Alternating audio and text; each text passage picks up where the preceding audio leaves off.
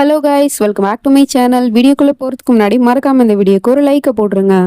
Last பார்ட்டில் நம்ம psycho hero அவன் பண்ண தப்பெல்லாம் மனைவி கிட்ட ஒத்துக்கிட்டு என்னை விட்டு போயிடு, நீ என் கூட இருந்த அப்படின்னா ரொம்ப உன்னை கஷ்டப்படுத்திடுவேன், அதனால நீ இருந்து போயிடு அப்படிங்கிற மாதிரி சொல்லியிருப்பான். அதனால நம்ம ஹீரோயினுமே அந்த ரூம் விட்டு வெளியே வந்துடுறா. வெளியே வந்து ஹாலுக்கு பார்த்தா இது வரைக்கும் அவன் பண்ண கொடுமையெல்லாம் தான் நினச்சி பார்த்துட்டு இருக்கா. ஒன்றும் இல்லை, ரெண்டு இல்லை, நிறையவே கொடுமைப்படுத்தியிருக்கான். அந்த வீடு ஃபுல்லாகவே சந்தோஷத்தை விட அலறல் சத்தம் மட்டும்தான் அதிகமாக கேட்டுக்கிட்டு இருக்கு. அதனால இதுக்கப்புறமும் இங்கே இருக்கக்கூடாது, அவனே சொன்னதுக்கப்புறம் நம்ம எதுக்கு இந்த வீட்டில் இருக்கணும் அப்படின்னு சொல்லிட்டு கதவை திறந்து வெளியே வந்துடுறா. அப்படியே கேட்டு வரைக்குமே வந்துட்டா. சரி, கேட்டை பூட்டி வச்சிருப்பானோ அப்படின்னு சொல்லிட்டு பார்த்தா அந்த வாட்ச்மேனும் கேட்டை ஓபன் பண்ணி விட்டுறாரு. நீ எங்கேயாவது போய் நல்லா இருமா அப்படின்னு சொல்லிட்டு அனுப்பி வைக்கிறாரு. அவருக்கும் நன்றி சொல்லிட்டு அந்த வீட்டை விட்டு வெளியே வந்துடுறா. அப்படியே ரோட்ல நடந்து வந்துட்டு இருக்கும் போது அவ எடுத்து வைக்கிற ஒவ்வொரு அடியுமே அவன் பண்ண கொடுமையிலேருந்து விலகி வர்ற மாதிரி தான் நமக்கு காமிக்கிறாங்க. இதுக்கப்புறமா அவன் கூட வாழக்கூடாது, அவனே சொன்னதுக்கு அப்புறம் நம்ம எதுக்காக அந்த வீட்டுல இருக்கணும் அப்படின்னு சொல்லிட்டு நடந்து வெளியே வந்துட்டு இருக்கா. அப்படி வரும்போது ஒண்ணு ஒண்ணா யோசிச்சு பார்த்துட்டு இருக்கா.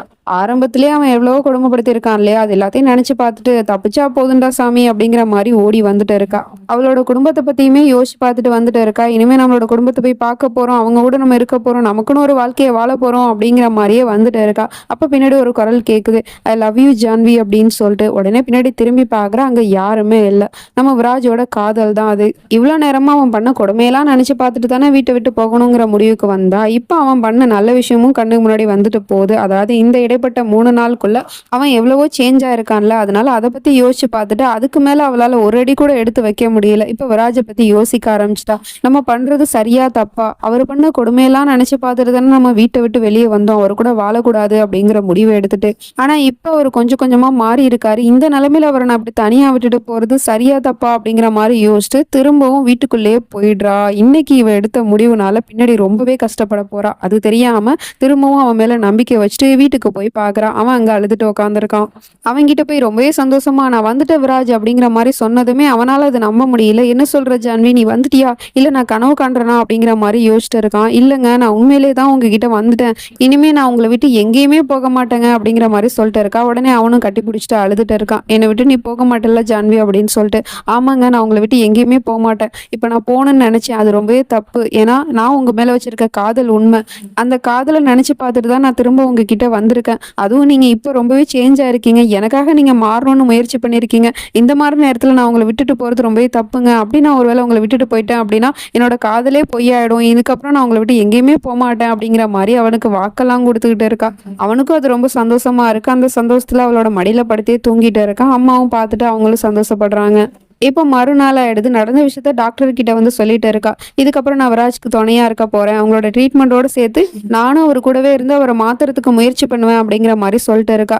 ஆமா ஜான்வி, நானும் அதுதான் உங்ககிட்ட சொல்ல வரேன். என்னோட ட்ரீட்மெண்டால மட்டும் அவனை மாத்திட முடியாது, உன்னோட அன்பாலையும் பாசத்தாலையும் அவன் சீக்கிரமாவே குணமாயிடுவான் அப்படிங்கிற மாதிரி சொல்லிட்டு இருக்காங்க. இப்போ நெக்ஸ்ட் ட்ரீட்மெண்ட்காக அவனை கூட்டிட்டு வந்திருக்காங்க. அதுல பார்த்தா நம்ம ஜான்வியை வந்து யாரு கூடயே பேச விட்டு வேடிக்கை பார்த்துட்டு இருக்காங்க. அதை வந்து ரெக்கார்ட் பண்ணி வச்சுட்டு இவங்கிட்டே காட்டிட்டு இருக்காங்க லேப்டாப்ல. அதான் இவன் பார்த்ததுமே வழக்கம் போல கோவப்படுறான். அது எப்படி ஏன் பொண்டாட்டி இன்னொருத்தவங்க கிட்ட பேசலாம் அப்படின்னு சொல்லிட்டு அந்த லேப்டாப்பே தூக்கி போட்டு உடைக்க போறான். டாக்டர் உடனே ஸ்டாப் பண்ணி, நீ என்ன பண்ணிட்டு இருக்க, உனக்கு உன்னோட மனைவி மேல நம்பிக்கை இல்லையான்னு கேக்குறாங்க. இல்லையே, எனக்கு என்னோட மனைவி மேல நம்பிக்கை இருக்கு அப்படின்னு சொல்லிட்டு இருக்கான். அப்படின்னா அதை ஆன் பண்ணி பார்க்க வேண்டியதானே, எதுக்கு இப்படி கோவப்படுற அப்படிங்கிற மாதிரி கேட்டதும் அவனும் வேற வழியே இல்லாம அதை இப்போ உட்காந்து பார்த்துட்டு இருக்கான். பட் கோவப்படலை, கோவம் வருது, அதை கண்ட்ரோல் பண்ணிக்கிறான். இதுக்கப்புறம் அவனுக்கான ட்ரீட்மெண்ட் ட்ரைனிங்கு அது எல்லாமே வந்து வீட்லயே வச்சு பண்றாங்க. அப்பல நம்ம ஜான்வி என்ன பண்றான்னா அவனுக்கு நேரா ஃப்ளவர் வாஸ் எடுத்துட்டு போய் கீழே உடைக்கிறா. அதை உடைச்சதுமே இவனுக்கு கோவம் வந்துருது. பட் இருந்தாலும் அதை அப்படியே கண்ட்ரோல் பண்ணிட்டு ஆஃப் ஆகி உட்காந்துருக்கான். ஒன்றும் பிரச்சனை இல்லை ஜான்வி அப்படிங்கிற மாதிரி. அதுக்கப்புறம் நம்ம வாட்ச்மேன் வந்து அவனுக்கு எந்த பூ பிடிக்காது அப்படின்னு சொல்லிட்டு நம்ம ஹீரோயினையும் சாப்பிட சொல்லி தொல்லை பண்ணானோ அதே பூவை இப்போ கொண்டு வந்து நிற்கிறான். அதை பார்த்ததும் இவனுக்கு ஒரு செகண்ட் தோணுது, பட் கோவப்படலை, அப்படியே அமைதியா இருக்கான். அப்புறம் மறுநாள் ஆயிடுது. நம்ம ஜான்வி ரொம்ப லேட்டா எழுந்திரிச்சிட்டா போல 11 மணிக்கு. அப்போ புருஷங்காரன் பக்கத்துல இருந்துட்டு பிரேக்ஃபாஸ்ட்லாம் ரெடி பண்ணி அவனே கொண்டு வந்து கொடுத்துருக்கான். நீ ரிலாக்ஸா இரு ஜான்வி, நீ சாப்பிடு அப்படின்னு சொல்லிட்டு கொடுத்துட்டு இருக்கான். பரவாயில்ல, இது இவனுக்குள்ள ஒரு பெரிய மாற்றமா இருக்கு. நம்ம ஹீரோயினுமே இதை நினைச்சு சந்தோஷப்படுறான். இப்படி இவனை ஒவ்வொரு தடவையும் இவனை மாத்திக்கும் போது டாக்டர் ஒவ்வொரு ஸ்டிக்கரா அவனோட முகத்துல இருந்து ரிமூவ் பண்ணிட்டே இருக்கிறாங்க. கூடவே நம்ம ஜான்வியுமே அவனுக்கு வேலைக்கு மாத்திரையும் கரெக்டா எடுத்து கொடுத்துட்டு இருக்கா. அதையும் அவன் வாங்கி போட்டுக்க தான் செய்யறான். அப்புறமா பார்த்தா நம்ம ஜான்வி நிறைய குஷன்ஸ்லாம் எடுத்துட்டு வந்து சோஃபால தூக்கி போட்டு போறான். அந்த இடத்துல அவன் படுத்திருக்கான். அதை பார்க்காம தூக்கி போட்டு போறான். அவனும் அதை பார்த்துட்டு, ஜான்வி நீ என்ன பண்ணிட்டு இருக்க அப்படிங்கிற மாதிரி கோவப்பட்டுட்டு இருக்கான். சாரிங்க, நீங்க படுத்திருந்ததை கவனிக்கல அப்படின்னு சொல்லிட்டு இருக்கா. சாரி சொன்னா போதுமா, நீ பண்ணது தப்பு, நீ பண்ணதுக்கான தண்டனை உனக்கு இப்பவே கிடைக்கும் அப்படிங்கிற மாதிரி சொல்லிட்டு இருக்கான். என்னடா அவன் பழைய மாதிரி பேசுறானே அப்படிங்கிற மாதிரி பார்த்தா அதெல்லாம் இல்ல, சும்மா அவகிட்ட அப்படி பேசியிருக்கான். அந்த குஷன் அவ அவ மேல தூக்கி போட்டு விளையாண்டுட்டு இருக்கான். அவளுமே பதிலுக்கு தூக்கி போட்டுட்டு இருக்கா. அங்க இருக்கிற சோஃபால இருக்கிற எல்லா குஷன்ஸையுமே தூக்கி போட்டு ரொம்பவே ஜாலியா விளையாண்டுட்டு இருக்காங்க. பாக்குறதுக்கே ரொம்ப சந்தோஷமா இருக்கு. மாமியாக்காரவங்களும் பார்த்துட்டு ரொம்ப சந்தோஷப்படுறாங்க. இந்த வீட்ல இப்பதான் சந்தோஷம் நிரம்பி வழியுது, அதுக்கு அந்த கடவுளுக்கு தான் நான் நன்றி சொல்லணும் அப்படிங்கிற மாதிரி. இப்ப மறுநாள் ஆயிடுது. டாக்டர் கிட்ட திரும்ப ட்ரீட்மெண்ட்டுக்கு வந்திருக்கான் போல. டாக்டர் வந்து யோகாசனம் பண்ண சொல்லியிருக்காங்க போல. அதனால அவன் பண்ணிக்கிட்டு இருக்கான். அப்ப டாக்டர் என்ன பண்ணிட்டு இருக்காங்கன்னா, தெரியாம அவனுக்கே தெரியாம ஒரு இன்ஜெக்ஷன் எடுத்து வச்சுட்டு இருக்காங்க. அதை அவன்கிட்ட எடுத்துட்டு போயிட்டு இருக்காங்க. அவனும் வந்து நல்லா கண்ண மூடிட்டு யோகா பண்ணிட்டு இருக்கான். அப்ப அவன்கிட்ட போய் மசாஜ் பண்ணி விட்டுக்கிட்டே அப்படியே அவனோட கழுத்துல அந்த இன்ஜெக்ஷனை குத்தி விட்டுறாங்க. அவனுக்குமே அது வலிக்குது. என்ன பண்றீங்க அப்படின்னு சொல்லிட்டு கேட்டா, சாரிப்பா என்னோட நகம் தெரியாம பட்டுருச்சு அப்படின்னு சொல்லிட்டு இருக்காங்க. இட்ஸ் ஓகே டாக்டர் அப்படின்னு சொல்லிட்டு அதுக்குமே அவன் கோவப்படல. இப்போ டாக்டர் என்ன பண்றாங்க அப்படின்னு பார்த்தா, ட்ரீட்மெண்ட் பண்ணி பார்க்கும்போது அவன் கியூர் ஆயிட்டான் அப்படிங்கிற மாதிரி தான் நமக்குமே தெரியுது. பட் இது வெறும் மனதளவுல மட்டும்தான். உடம்பளவுல அவன் கியூர் ஆயிட்டானா அப்படிங்கறத செக் பண்ணணுங்கிறதுக்காக அவன்கிட்ட இருக்கிற பிளட் எடுத்துட்டு போய் இப்போ வந்து டெஸ்ட்டுக்கு கொடுத்துருப்பாங்க போல. அந்த ரிசல்ட்டுக்காக வெயிட் பண்ணிட்டு இருக்காங்க. ரிசல்ட்டும் வந்துருது. அந்த ரிசல்ட்டை பார்த்ததுமே இவங்க ரொம்ப ஷாக் ஆகுறாங்க. அப்படி என்ன அதுல வந்துச்சு அப்படிங்கிறது தெரியல. அந்த ரிசல்ட்டை கொண்டுகிட்டு ரூமுக்கு வந்து பார்த்தா இவன் ட்ரெஸ் சேஞ்ச்லாம் பண்ணிட்டு வந்து இப்போ அந்த வராஜோட டோன்லயே பேசிட்டு இருக்கான். ஹாய் டாக்டர், எங்க போனீங்க? உங்களுக்காக தான் நான் வெயிட் பண்ணிட்டு இருக்கேன். அப்புறம் ரிப்போர்ட் வந்துருச்சா? என்ன ரிசல்ட் வந்துச்சு அப்படின்னு கேட்குறான். இதை கேட்டதுமே நம்ம டாக்டருக்கு பயங்கர ஷாக்கா இருக்கு. ஏன்னா அவனுக்கே தெரியாம தானே பிளட் எடுத்தாங்க. அப்புறம் எப்படி அவனுக்கு தெரியும் அப்படிங்கிற மாதிரி பார்த்துட்டு இருக்காங்க.